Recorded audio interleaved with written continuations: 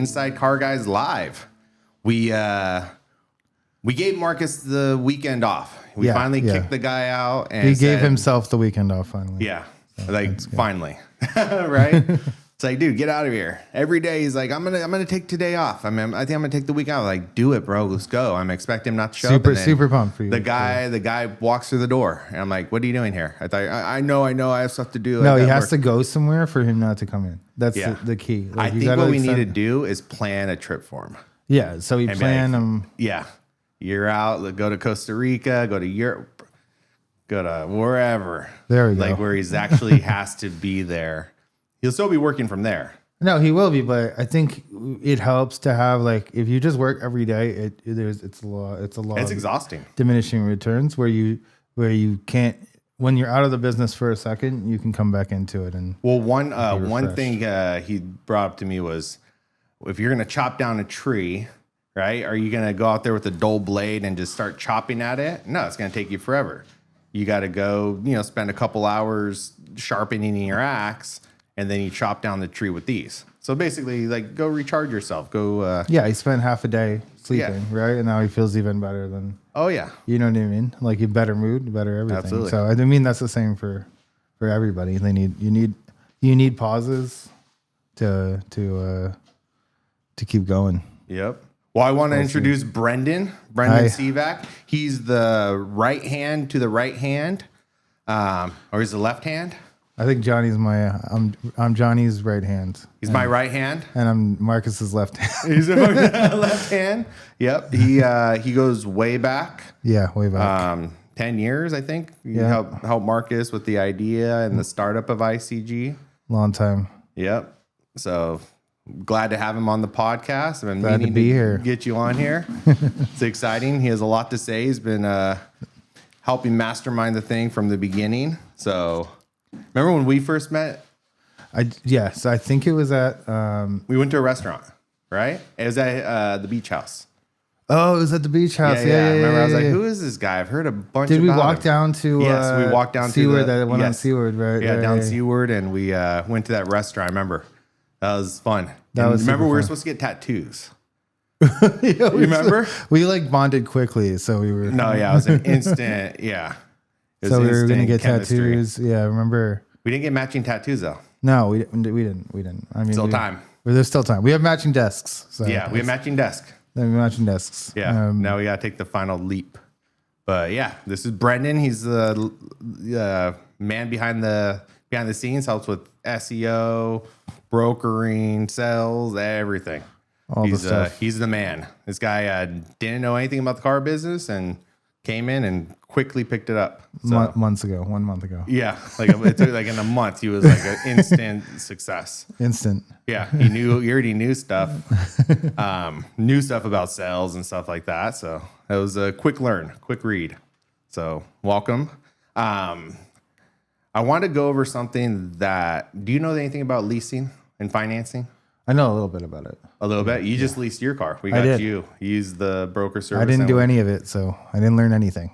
You didn't do any of it, right? No. I used the broker service for every car I get, and they took care of it. I got it delivered same day, so zero down. Yep. $400 a month. It was a $50,000 car, so super good deal. Oh yeah. So Brenden comes to us and is like, "Hey, look, I just had a kid.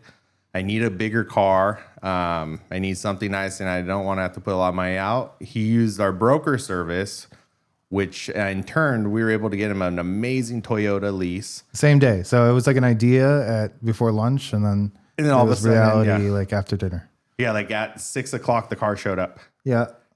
Within 6 hours, and you didn't do anything. You just picked out the color. Yeah, I just picked out the car. You're like, I want, my wife wants that nice red color, and leather's probably good for the kid. She picked out the car. Yeah, she picked out the car, and then next thing you know, it was in your driveway. It is. It was. Literally, you went. The car. I had to. We had to leave early to go pick it up from the house. Pick it up from my driveway. Yeah. Yep. That's what the broker service does. Yeah. I mean, people don't even have to do anything. They tell us what they want. They tell us how much they want to spend, what their budget is, and then we'll figure out their best, the best outcome for that budget. We've done really well with the Toyota leases. I just see a lot get delivered to the store.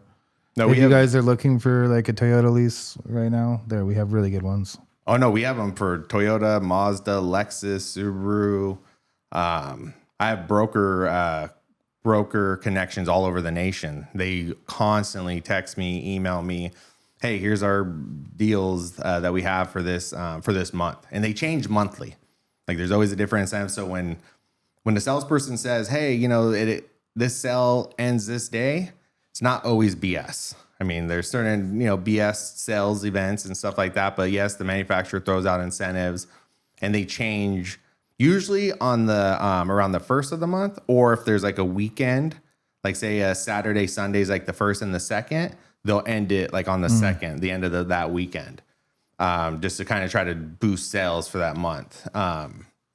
And so, yeah, it's pretty cool, but there's a lot of incentives. Rates are coming down, but I want to go over lease versus finance. 'Cause I feel like a lot of people, when I talk to them and we go over like broker service, and I tell them like I lease all my cars anytime I get a brand new car. And it saved me big time on my last purchase or lease, because with the lease, you're not committing to buy the entire car all up front. Like say for years, for example, like your lifestyle might change in 2 or 3 years, right? You might have another kid. Yeah, that's what I liked about it. That's what I liked about the lease, is that it's like, it's a little non-committal. Right. You don't know where you're going to be in 3 years. So you can... Exactly. And it's a depreciating asset. So at the end of the day, you buy appreciating assets like homes. You buy a home because that's going to appreciate. If you rent it, you're not going to be able to build equity in it over time. Like my home, I was able to build equity in it. It was the right move. But cars, they're depreciating assets. 99.9% of the time, they're always going to lose money. They're always going to lose value.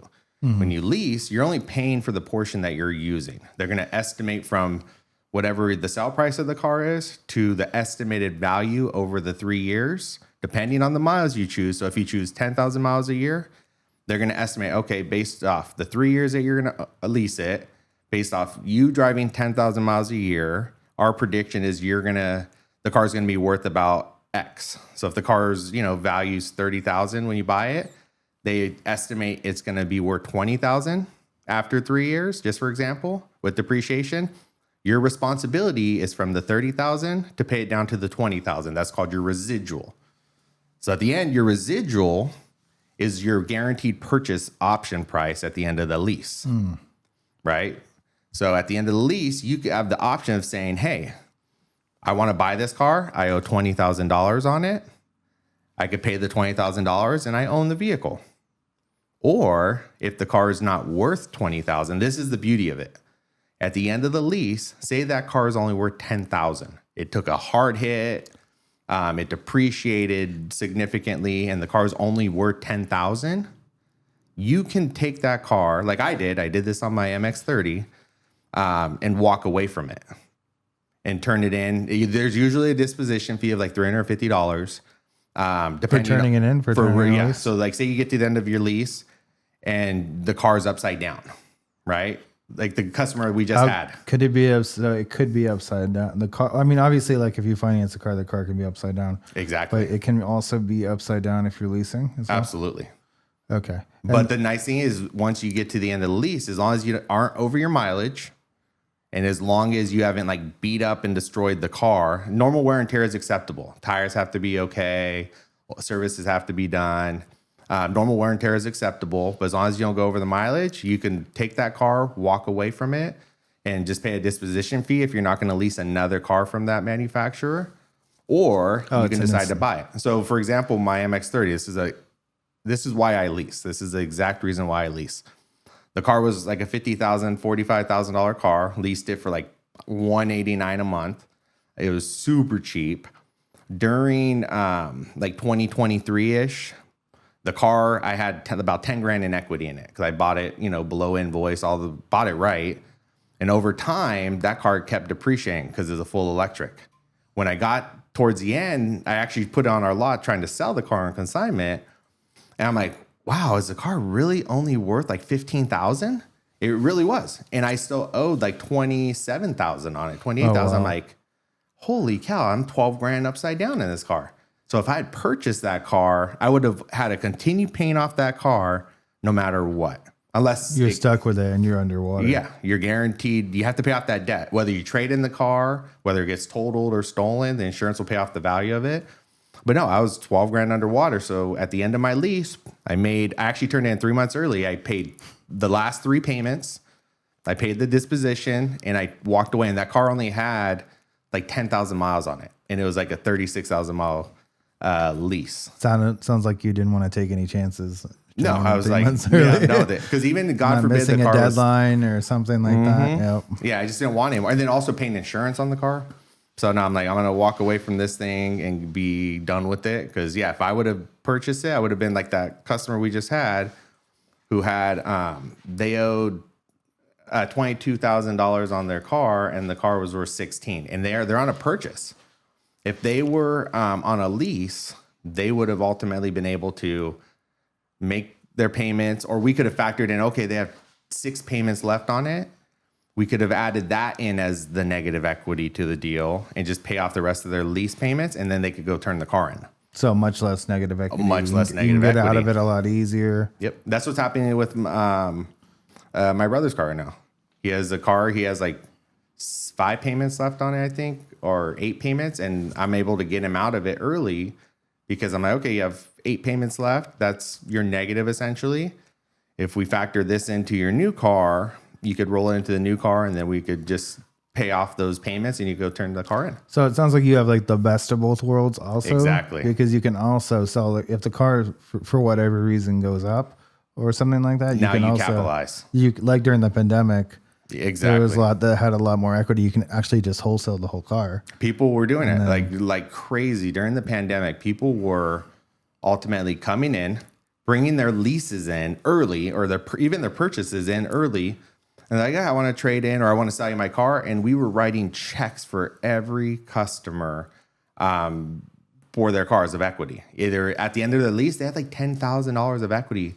I'd be like, okay, here. Let's do $1,000 down towards your new lease. Here's a check for $9,000, and you get a brand new car with the same payment.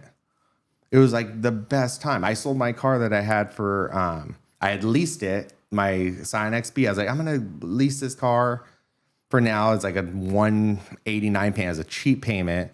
I was like, I'm just gonna give it to my daughter when she starts driving. All right, so I leased it. At the end of the 3 years, I was like, yeah, this car is still worth this basically the same amount. So I refinanced it, switched it to a purchase, continued to just make payments on it.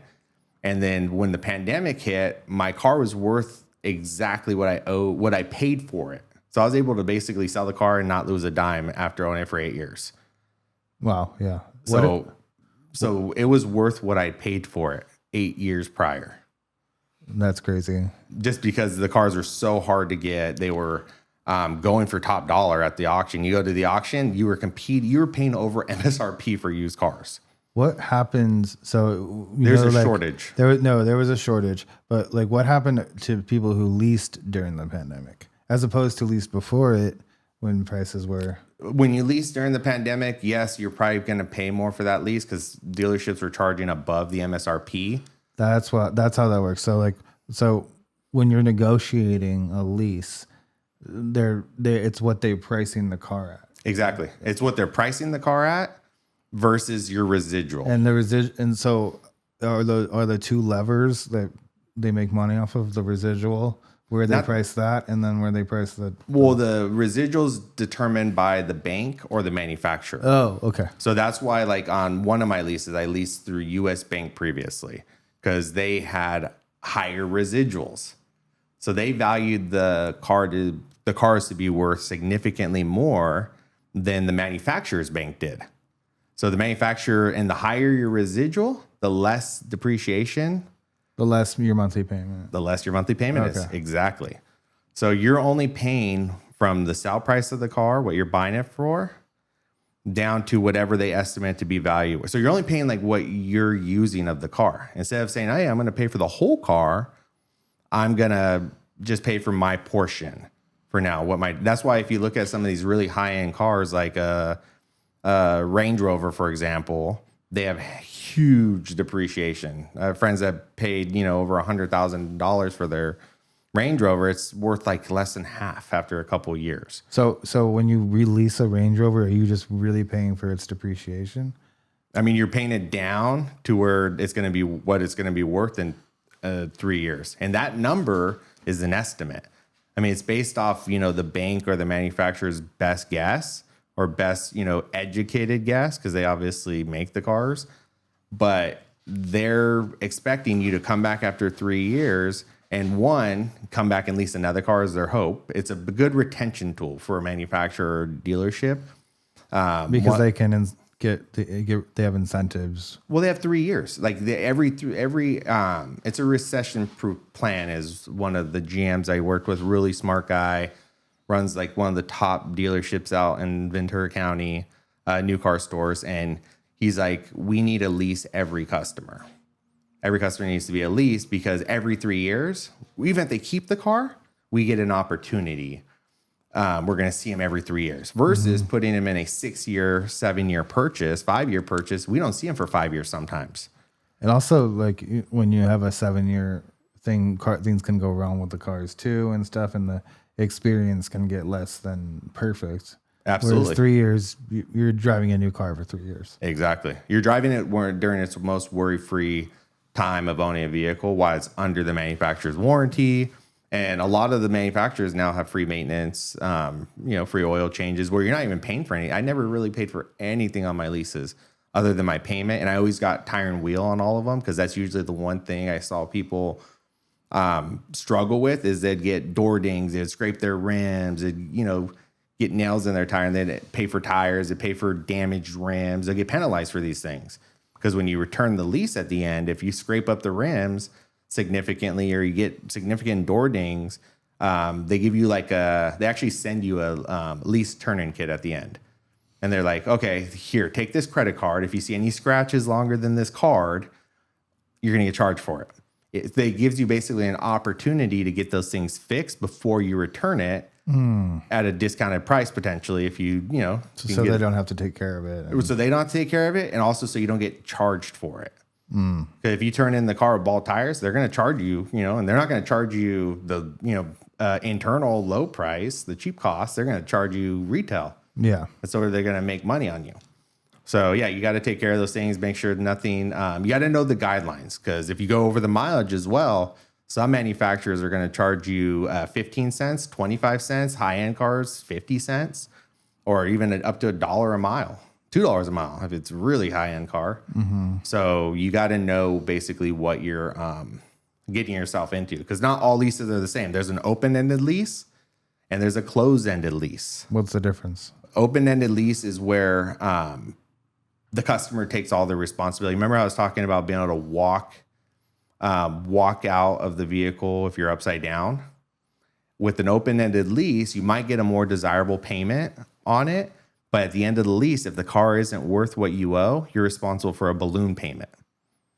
So if the car, like my car, for example, was upside down $12,000, I would have been responsible for that $12,000.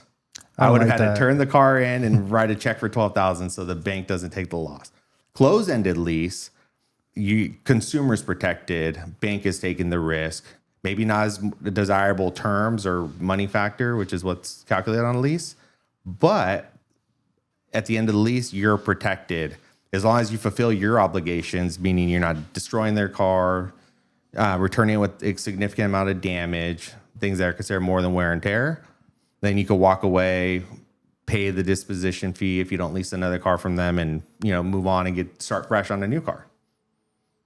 So, have you ever taken on an open-ended lease? No, there's not a lot of them out there. Is it mainly on luxury cars? It'd be more so on luxury cars. But there is cars out there that, we can get leases on used cars as well. We have companies and resources and connections to where you can actually lease used vehicles. So you can lease any car. Some of the used car leases don't make sense though, unless they're like, an exotic. The exotic car used car leases is probably the way to go. Why don't they make sense? Just because the amount that you're paying over time, a lot of those exotics will hold their value. They will stay. Like we just saw a Porsche GT2 RS. The car had right now we're looking at them, they're going for like 700, 800,000. that car holds its value. It's still worth like They $300,000. appreciate, yeah. Though They that's like appreciate it. one of the rare. That's why I said 99.99% of Except cars. Porsche. Porsches, I mean, and they go up and down. Corvettes have gone way down, especially the C8s. We know we have a C8 Hennessy that's a ridiculous car, but it's, you know, they've gone down in value. They're giving them away at the dealerships. But not the exotics. Look at the McLaren we just sold. Yeah. We just sold the McLaren the second time, bought it back, and it was sold within a month. That was that car didn't lose any money. Yeah. It just kept its value. Yeah, the guy had it for months and drove it a couple thousand miles, and yeah, that car sold and held its value. I think we actually sold it for more the second time around. So that tells you a lot about that type of car. So there are certain cars that will hold and retain value as long as they're in a certain condition. So that's why maintaining the car and doing all that stuff is so important. What makes and models would you lease versus finance? I would never, any luxury car, I would never purchase. Mercedes, BMW, Jaguar, Land Rover, never. And a Range Rover, I would never. We're talking about new or used? New. Okay. So I would never purchase those cars. I would only lease them. I would love to lease a BMW M3, M5, something like that, GT, AMG, like leasing one of those. Audi RS7. Audi RS7. The new ones are nice. The RS6 is cool. Little pricey. Yeah, a little pricey. But yeah, those I would lease. I would drive them during their most worry-free years and then give them back to the manufacturer. A lot of people had a misconception that you could actually get to the end of the lease and negotiate your terms. Not your terms, the residual set, or not your price at least.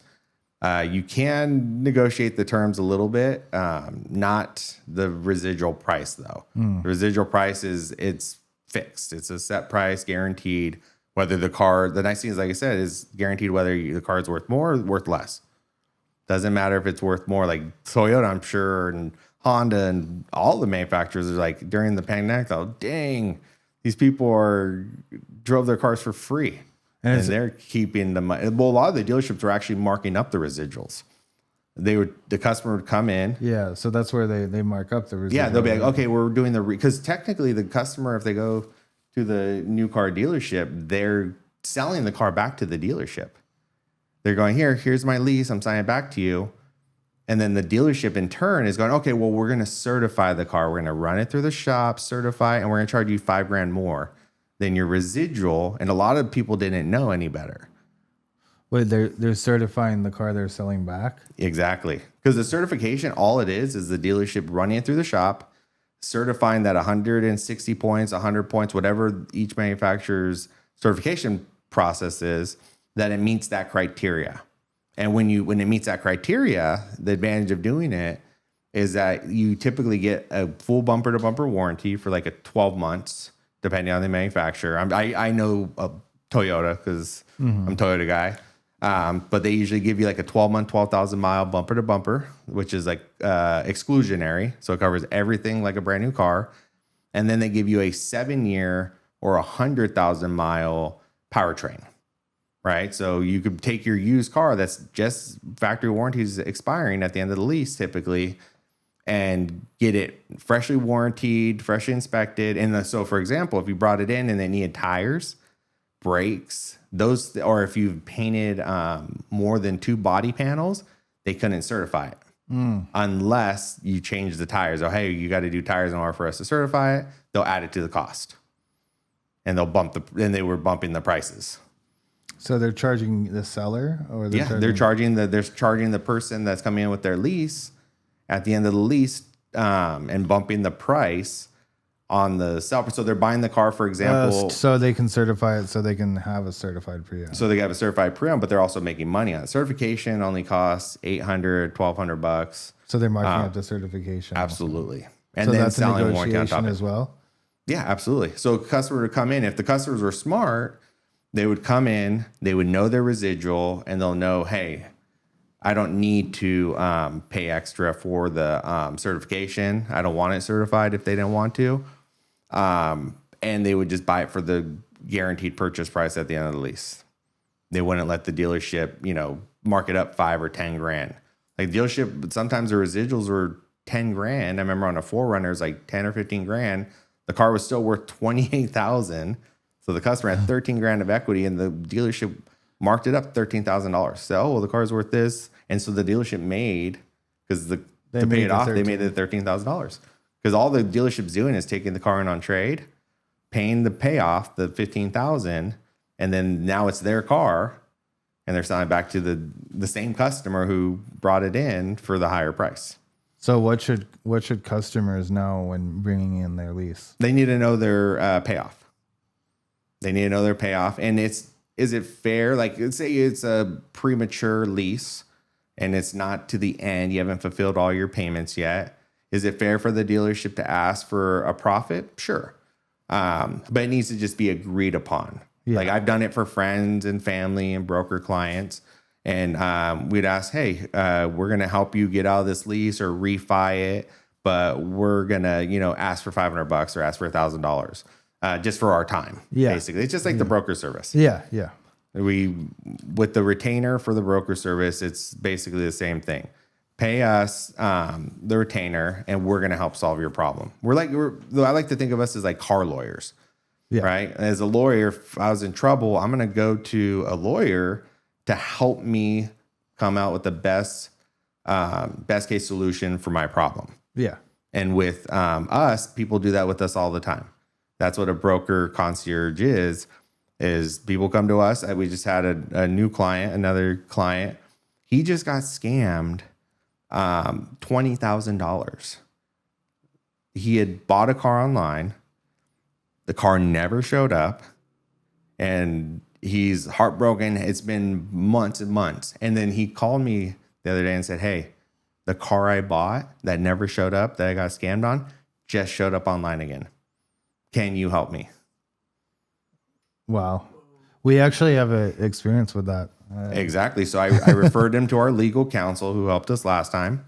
And they're going to try to help him get his money back. Which you can. We did it. We were part of that. We had to do a lot of hoops and report it. And I give you a lot of credit for that because you hopped in and were able to contact their bank and notify them. I remember we were all over it because it was over $30,000 and it wasn't even our money. So for some background, we were buying a Tesla for a customer.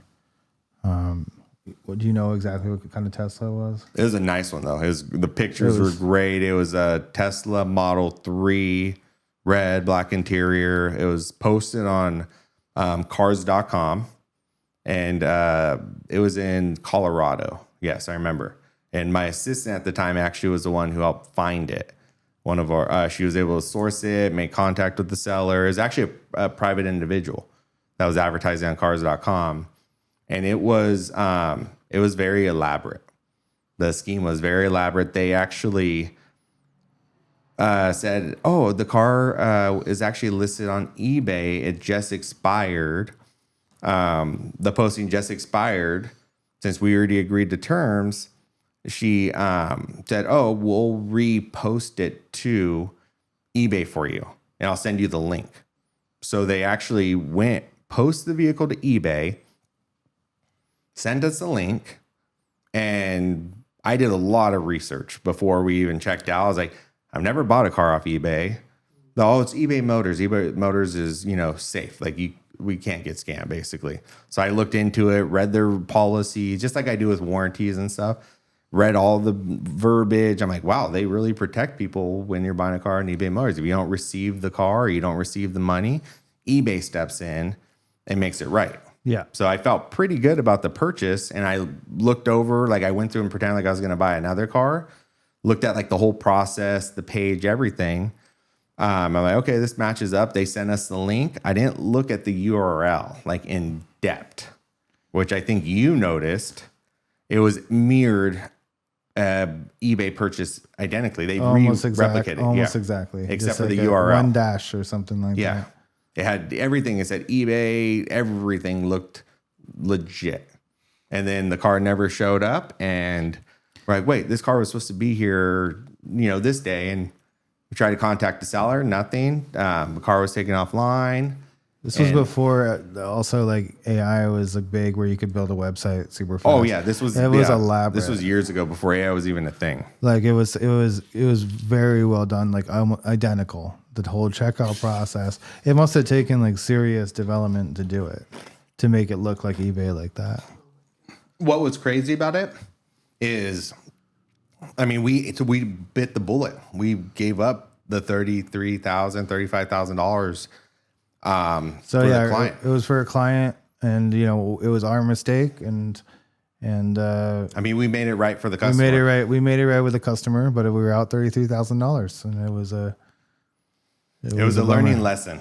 Yeah. I mean, and then how long did it take? It was like a year.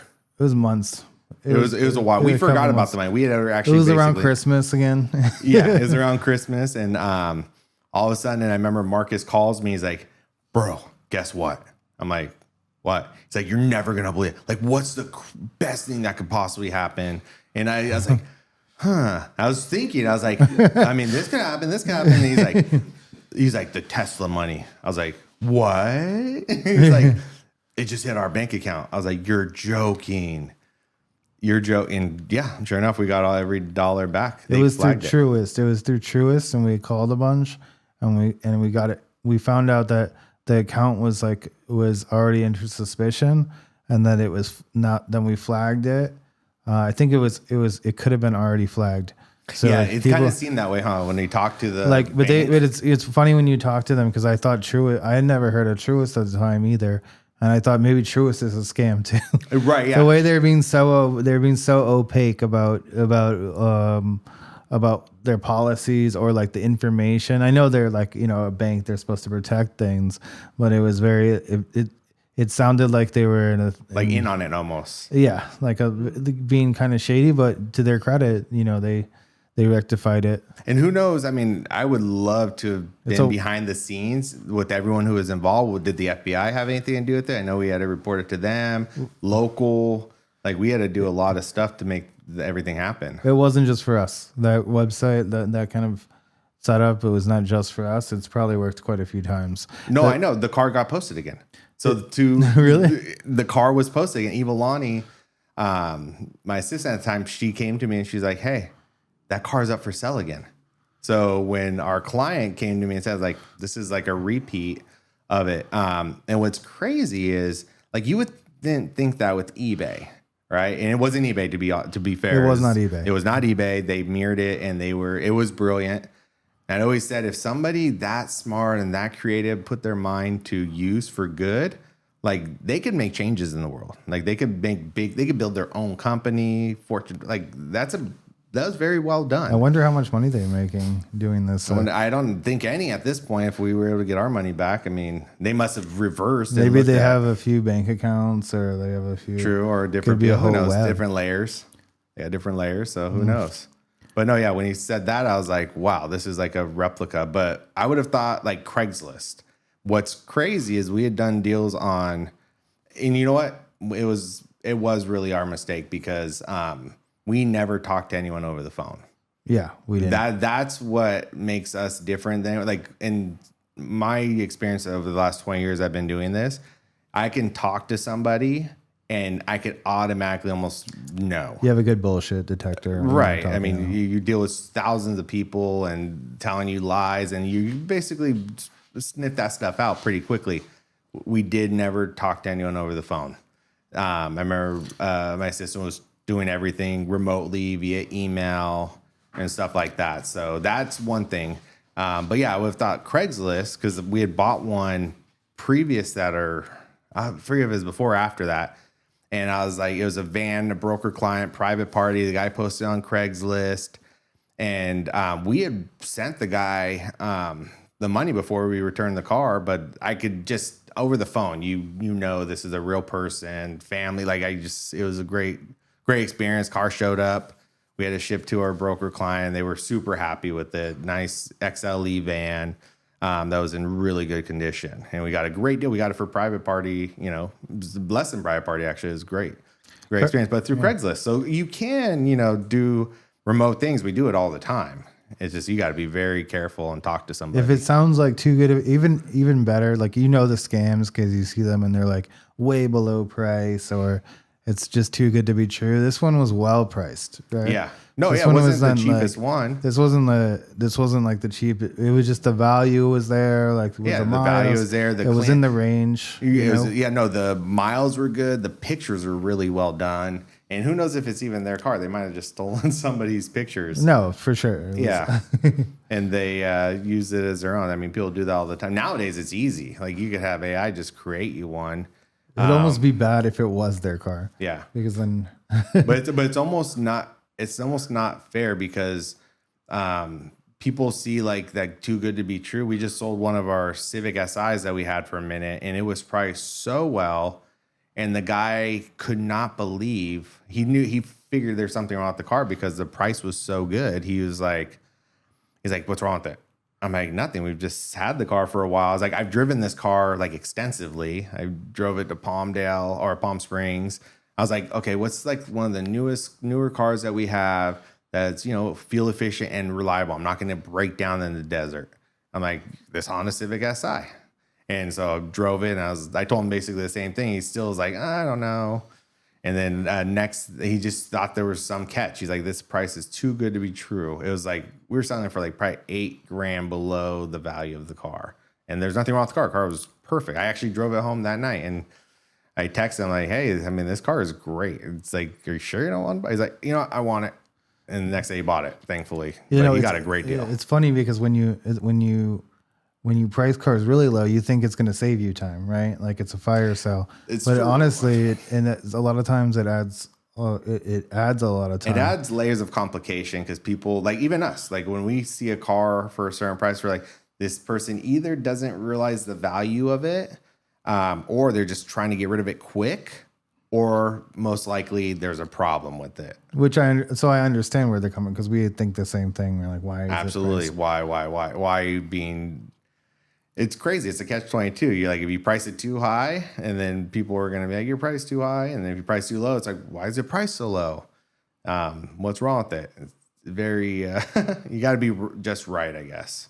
Yeah. So it's got to be something that's a good deal, but a believable good deal, like the Tesla that we scanned. No, yeah, that was totally believable. That was like, oh, it's like $1,000 or $2 below. It's selling it for her mom or something. It's like a whole, everything made sense. So, except for us not getting the car. But, one thing I was going to talk about, because we just had a client that was co-signing. We had a couple attempts for people to try to co-sign. I wanted to go over what's your thoughts on whether or not you should co-sign for somebody or not. You'd have to really trust them and know them to co-sign for them. Because if you're just like a friend or an associate or something like that, and you're not like in constant contact with them, you don't know where their life's going to go. Unless they have, good credit and you're co-signing, for income or something like that. Right.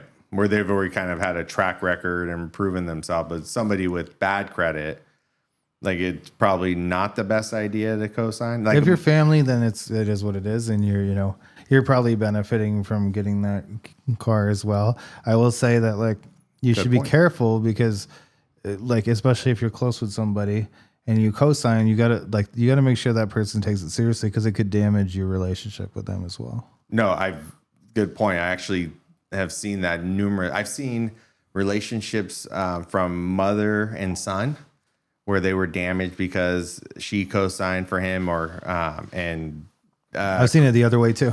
Yeah, and I've seen both. So yeah, you got to be careful because there's also the unpredicted things. One thing I would say, if you are going to co-sign for somebody, obviously know that you know them, right? That their job is stable and that they're that type of person that they're going to, be responsible. 2, make sure that if they can't make the payments, that you're going to be able to make the payments. Yeah. Because at the end of the day, if that's your responsibility when you co-sign, you got to make the payments. You're on that loan as an owner. It's a 50-50 partnership between you guys. and you're as responsible as them, if not more. Because a lot of times you go on line one, so all the correspondence, that's one thing I would say too, is make sure you are line one. The reason I say that is so that way, one, when you call for the account, some banks will only let line one get the information or call and make changes to the account. Two, all the mail and correspondence will come to you. So you can, I mean, it's a hassle, but you're going to have to call that person and make sure they're making their payments on time. Otherwise, it falls on you.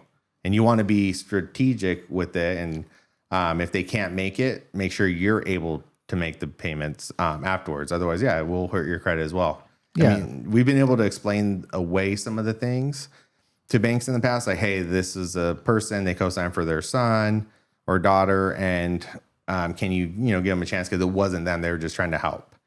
And we've been able to get people loans that way as well, but it's just it's a risk. You got to really be careful with it. I second that. Like, you want to be able to pay it yourself too.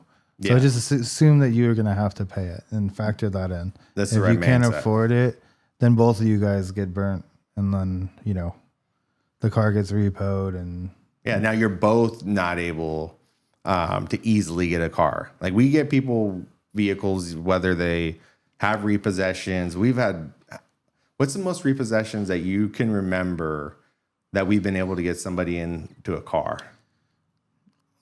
I think like three. I think three. Yeah. Three. After three on the same in this, because remember same decade? they drop off to every 7 years. So I mean, even if they drop off your credit, you got to remember there's internal data that these banks keep as well. yeah, So Westlake, we use a lot. They, if you have a repo or a DROG with them, they will ultimately hold that against you in the future. And they're very good with subprime. Like, they're one of the best subprime banks out which there. is because of their internal score. So they know Yep. like things that. No, I don't think it's just their bank either. I think they have a lot of data.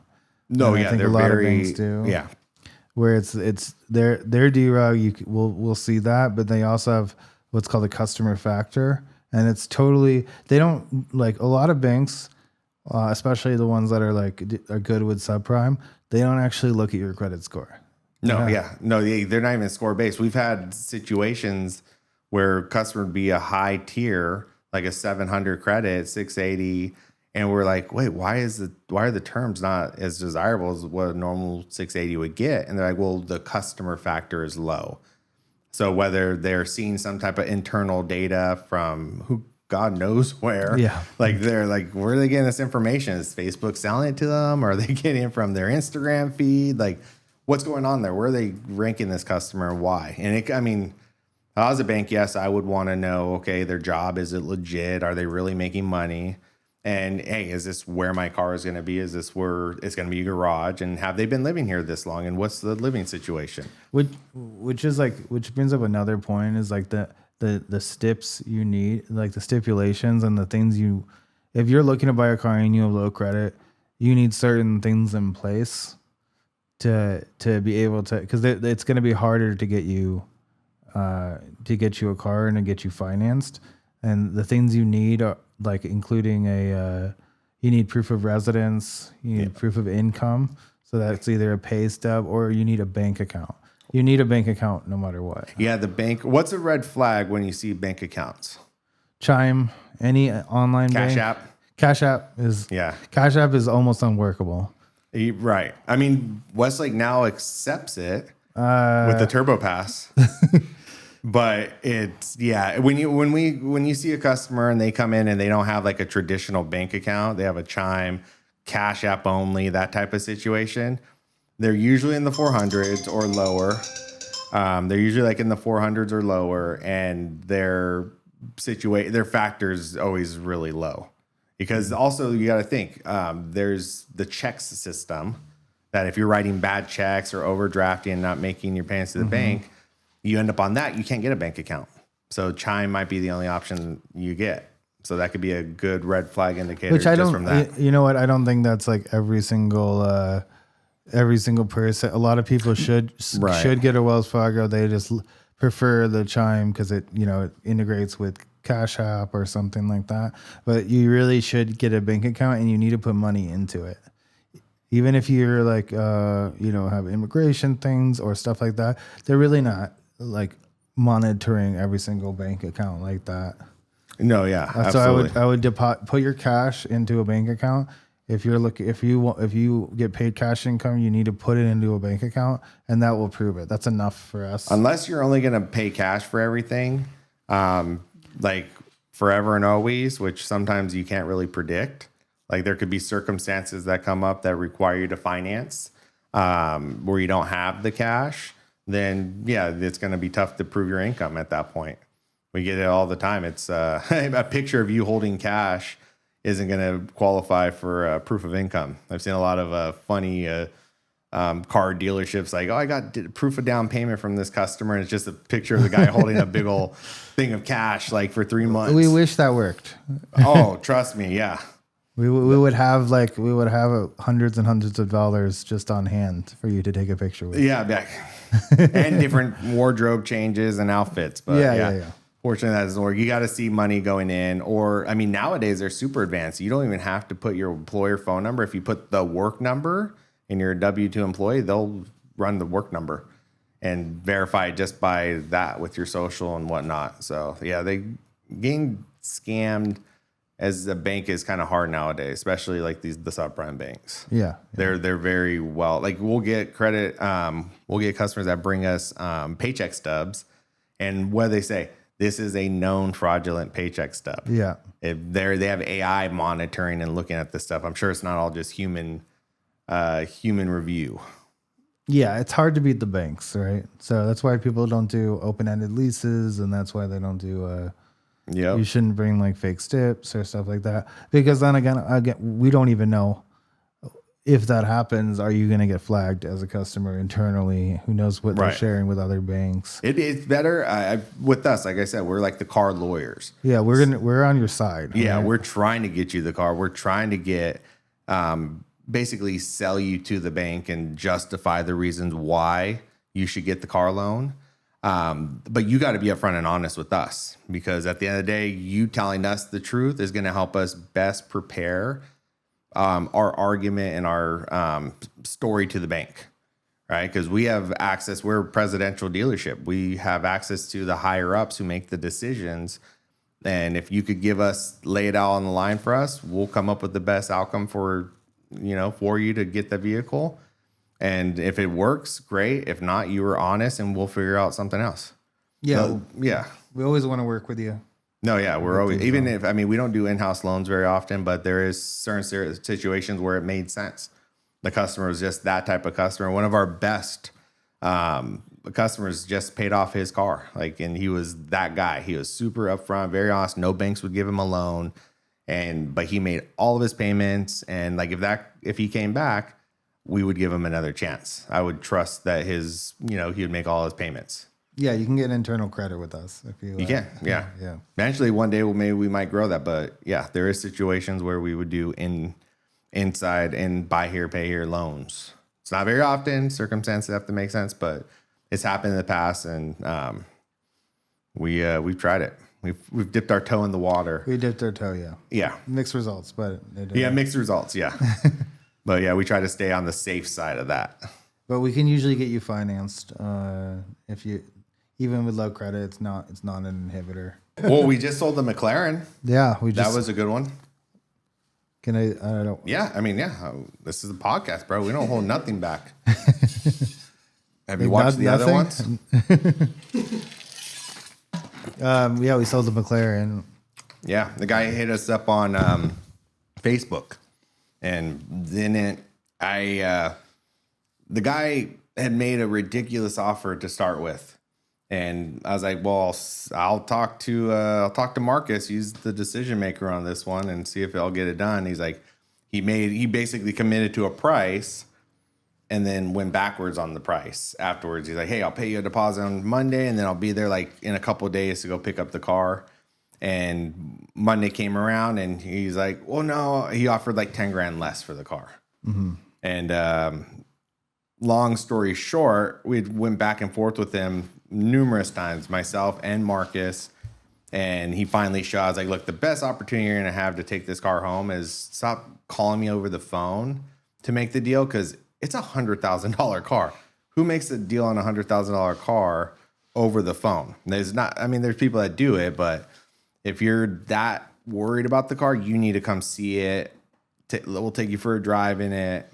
Yeah, and then bring the cash. That's the only way. Bring the cash. Yeah. Usually, it's not it's if they're doing it over the phone, it's not a deal yet. Anyway. No, you have nothing to lose. Yeah. Right. And so the best chance you have of us being able to make a deal is by being there in person, and you see, because you could get there and you hate the car. Right. You just get there and you're like, this isn't what it looked like online. Pictures don't do some cars justice. And I think this one pictured really well. But I think in person with the sound and the feel of everything, it's even better. Yeah. It was even better. The sound of that, the feel of the wheel seals the deal is what they say. The feel of the wheel seals the deal. Once you get behind that, behind the wheel, especially of a McLaren, it's done. And it's cool because that same day, one of our favorite clients, Joe, came in with his 911 Turbo S, our favorite car. And we have an opportunity right now to potentially buy this car. So the guy came in, brought all cash, over $100,000 cash, and we have an opportunity to buy this 911 Turbo S. It's a lot of cash to count. Our cash counter, I think we need to get a bigger one.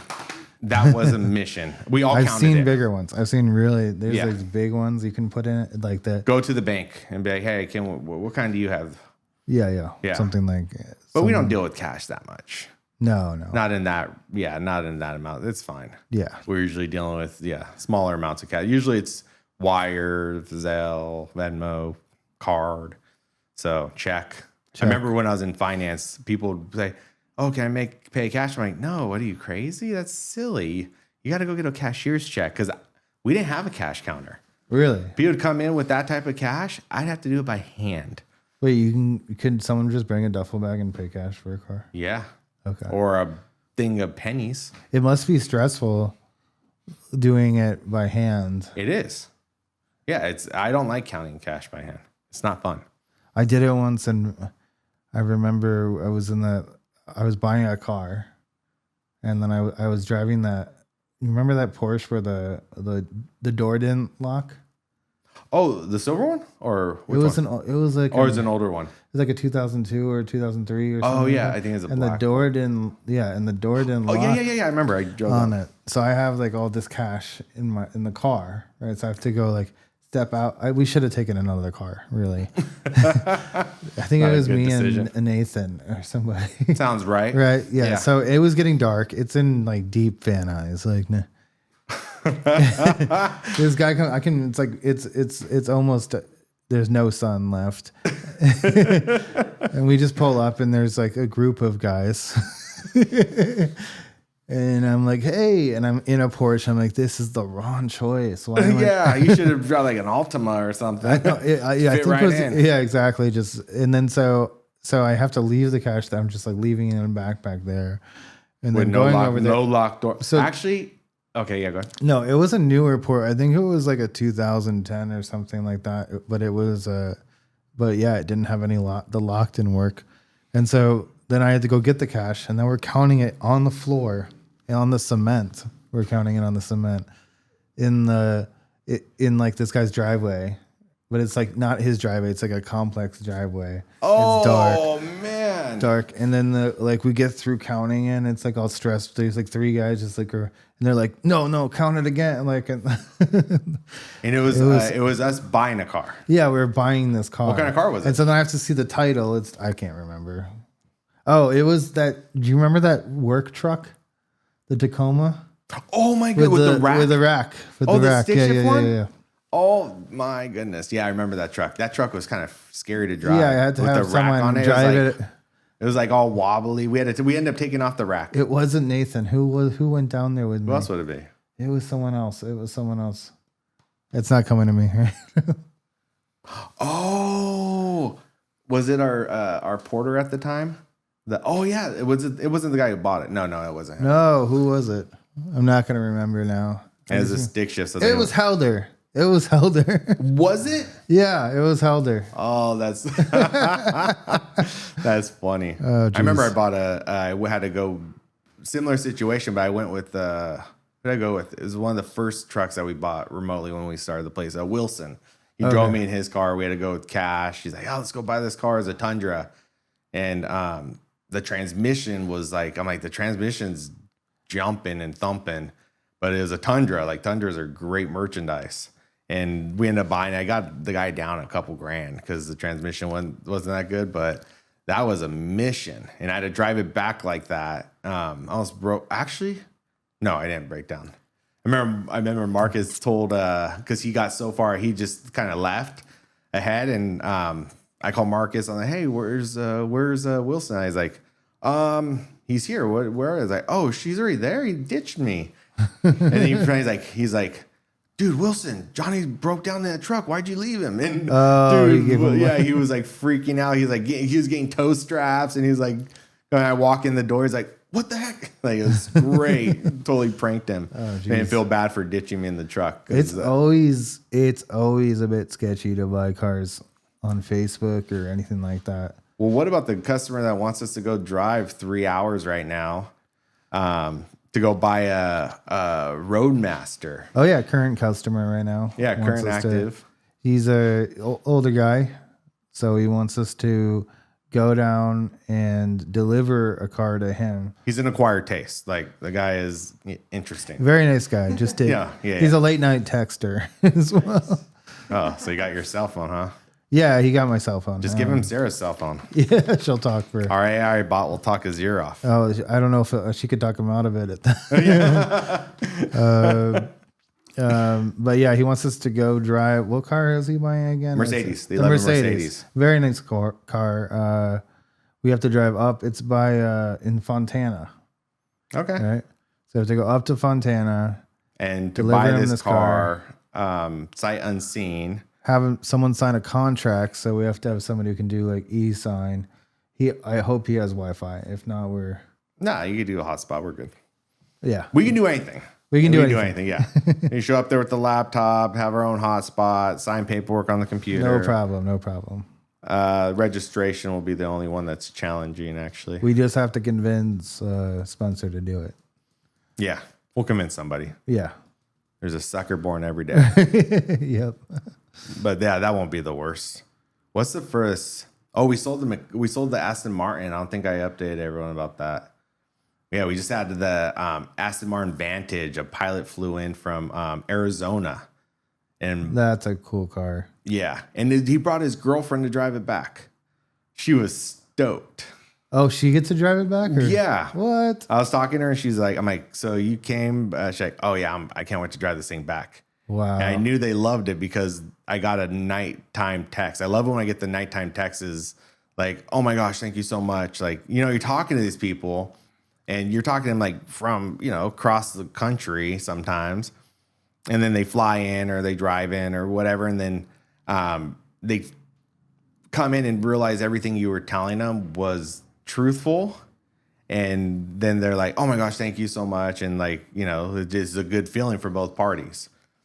We try to be as upfront about everything as we can. As a car dealer, you want nothing more than for people to be happy when they come in, especially if they're coming from a long way. Yeah. And then there's those hours after they buy a car where you're just really hoping they had a good experience and that they're enjoying the car. Well, it's a bit nerve-wracking because we do everything we can as a dealership. We invest time, money into every vehicle that comes through the lot. Like, we don't just buy a car and slap a for sale sticker on it. Actually, we do the exact opposite. We buy a car and put not for sale sticker on it right away. It's the exact opposite of what most people think. We have to run it through smog, inspection, safety, and then reconditioning. We try to, run through and see get the car in the best condition we can. Make sure it's safe always, make sure it passes smog always, and sell it is for a reasonable price. Otherwise, you won't sell the car. There's too many cars out there. There are people, I'm like, why has this car been on their lot for 365 days? Yeah, or 400. It's like, and you look at the price and you're like, oh, that's why. Maybe they spent too much money on the car in order for them to even make or break out of the car and retain some, make a little money maybe, or even lose they have to sell it for that price. Who knows? Yeah, yeah. Sometimes we can't really discount it. You know, we're always trying to, you know, make the customer happy. It will, you know, still being a business, but sometimes we can't discount the car because we spend so much money making it good. No, absolutely. That was actually an exact. We have an '07 CRV that is priced well. The reason I know this is because we had 3 people come in for the exact same car today. One right after another. One customer came in as I was working a deal with one of our customers. Oh yeah, that was my jam. I was checking notifications. We had one customer come in as we were working a deal with while I was sitting down with the customer that wanted to buy it, and she was negotiating, trying to like get to a certain budget. And after looking at, we spent about $2,000 in recon in the car on top of what we paid for the car and everything else. And I was like, look, if I bought the car and I didn't have to do anything to the car, then I could hit your number. But because I spent $2,000 in recon on the car, I can't. It's not fair to me because I know I can sell the car for what we're asking for it, which is still below market. We're still like $1,500. We're always below market. We're always. You show them the Carfax value, which I want to say this about Carfax value. Carfax value is the number we do use quite often because it's not like Kelley Blue Book. Kelley Blue Book is literally, and if you actually have a Kelley Blue Book, it'll say this is a lending guide. So basically, if you're a bank, like say I'm a bank, I have no industry knowledge. I need a guide. I need to know I'm lending money to somebody. I need to know what the asset is or the collateral's worth. So it's just basically an idea. Okay, this is about what this asset or this collateral is worth for the bank. Because that's when we submit a loan to the bank, what do they use? Kelley Blue Book. Because they're not car salesmen, right? They're not car. Yeah, they're not in the car industry. And it drives us crazy sometimes because we'll have a car that we know is a $20,000 car market-wise, market value. And Kelley Blue Book on it's $7,000. And it's like, no, this car, you can't buy this car anywhere for $7,000. Like you could buy one from a junkyard maybe, but Kelley Blue Book doesn't tell the whole story. Carfax tells a better story because they have way more information. They know any services that were reported on it, which is nice. That's one thing I like about the shops that we work with is that we report all of our stuff to Carfax. So when people go in and pull it, they can see what work was done to on the Carfax report. Mm-hmm. But Carfax knows if it's salvage, if it's been in accidents. It knows a lot more information, and also kind of what cars are selling for and what they're worth. It goes more off market price, right? And then you could also adjust what the actual condition of the car is. I mean, I guess KBB you kind of can too for trade-in value and such. But Carfax has way more information and is way closer to what. So that's a lot of our pricing. We compare to other dealerships. You have to. It's inevitable because that's who you're competing with. And then Carfax. We kind of lined it up with Carfax value as well. And that does pretty well. Like it's pretty accurate. Yeah, you see a lot of you see Kelley Blue Book be very close when you're talking about a new car. But as you get older, and especially as you get, past 10 years, 15 years. The actual market value in the Kelley Blue Book start to really divert. The lines start to separate. Yeah. Because the Kelley Blue Book will stay like a steady trend, whereas the Carfax will plateau. Because there are certain cars, and this is one thing I used to always say about like Toyotas, Hondas, is that every car that you buy is going to depreciate a certain amount. But the difference with the Toyota versus like some of like the Chryslers, for example, is that Toyota will hit a plateau and they'll like kind of level off. Whereas like a Chrysler 200 is just going to keep going down to where it gets to nothing. Yeah. Where a Toyota 92 and 89, there's a plateau value. It's a slight decline. But even for like a Chrysler 200, right? From a retail perspective, it will be online. It will have a Kelley Blue Book of like $2,000 retail, right? but at the same time, it's worth more than that if it's running and driving and doing well. Right, absolutely. Because the barometer is okay. That's the Kelly Blue Book, and people come in and they say, "Well, the Kelly Blue Book says this," but it's just like, can you go out and find a similar car for that amount, right? Yeah, we ask customers that all the time. The customers that are, find me another. Marcus uses that a lot. He's like, we say, hey, this customer's offering this. He's like, you know what? Find me another car that you can buy for that price. A lot of times it's the Kelly Blue Book. It's like, well, if you find that car, we'll buy it. Yeah, absolutely. We'll pay you a referral for that. Yeah, we're searching for those cars. If we could buy a car for that price, like a good example is like an FJ Cruiser. Those cars, because they'll make them anymore, but the Kelly Blue Book versus the Marquis and the Lexus GXs are like that. They're worth significantly double, triple what the Kelly Blue Books are. So those ones are market value type of vehicles. Mm-hmm. But yeah, newer ones, you're right. That's a good point. The newer vehicles that actually are Kelly Blue Book is kind of on the money, closer than not. Yeah. Usually it's pretty on the money. Yeah, no, that's a good point. And then, do you have any other questions, Patrick? Do you have any ideas? Explains big misses of 2026 so far. I didn't know about the Aston Martin though. You guys. Yeah, no, we sold that puppy. That thing was, I like that car. It's basically the same thing as the AMG GT, same engine. Like I like that car. The engine, the way it sounded, the pops and gurgles of the that's like my favorite thing. It's a James Bond car. It is. It was cool. It was quick. Like I got on the freeway and that thing was quick. So yeah, we have to go. I mean, an hour and 10 is pretty good. We did great. You did great. Move that. Isn't this like the thing? Yeah, this is fun. Hey, we should just do all three of us. Yeah. That'd be cool. More. That'd be fun. That'd be awesome. Yeah. Because we'll have a bunch to talk about. We all bounce off of each other really well. Yeah. So that'll be fun. But yeah, we have to go. We have people to help. We have a customer that came back and needs to finalize a couple things. Yeah. So yeah, we love this. We live and breathe it. So episode 10. Let's go. We're double digits, bro. Double dig. We made it.